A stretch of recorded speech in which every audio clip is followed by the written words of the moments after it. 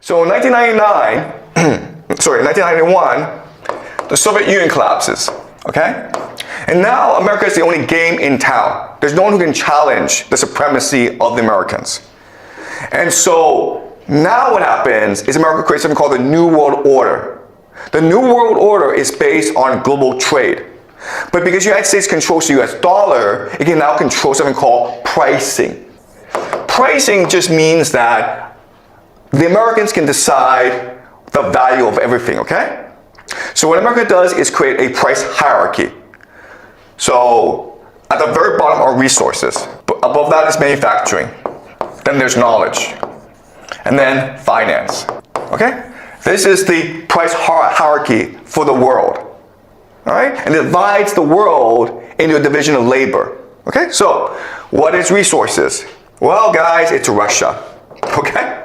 Does that make sense? Russia, Africa, South America. What's manufacturing? China. What's knowledge? Europe. And what is finance? America. Okay, does that make sense? So what's going to happen is that America is going to take its manufacturing and transfer to China. Okay, because it's cheaper for China to do it than for America to do it. And all America is going to do is finance. Okay, what is finance? Finance is just the creation of money for the purpose of creating more money. Right? Okay, so this is the system in place. And at first, it sounds great because everyone's making money, okay? But there are inherent instability in this system, okay? And we will discuss all this instability throughout the semester. But for the sake of simplicity, let's talk about America. What happens when you focus on finance is that you become a speculative economy. You focus on gambling, okay? Basically gambling. And this leads to something called the 2008 Great Financial Crisis, when the American economy collapsed, okay? And at this time, the entire world economy should have collapsed. And so what happened was, all these central banks from around the world came together in Basel, Switzerland, the Bank of International Settlements, okay? Right? The secretive body in which all economic policies are made. And they decide the only way to save the world is if China spends money. Do you understand? Why do we have all these skyscrapers? Why are there all these airports? Why are all these high-speed railways? Because China, to save the global economy, decided to invest in infrastructure, okay? And Belt and Road Initiative. And that saved the global economy. Now, after China did this, China developed a lot of debt, okay? And China basically said to the world, listen, we saved the global economy, so we deserve a seat at the table, right? We deserve to be equals to America. And so we're going to sell our products, our Huawei phones around the world.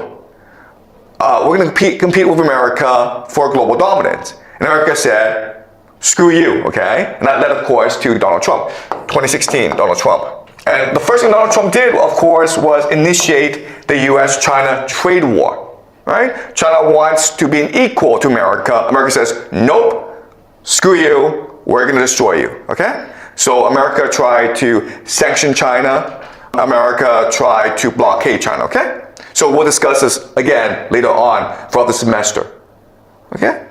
Then what happened, of course, is 2022, Russia invades Ukraine, okay? So what Russia is saying is, you know this price hierarchy? Screw this, okay? Because guess what happens, guys? If you don't have any resources, this system doesn't work, okay? Try manufacturing without any resources.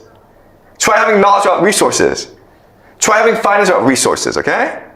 So when Russia invades Ukraine, it's trying to control the resources of Ukraine. Russia and Ukraine together controls 1/3 of the world's carbohydrates. Africa, the Middle East, starves to death without Russian and Ukrainian grain, okay? Does that make sense? So now this entire system is in jeopardy.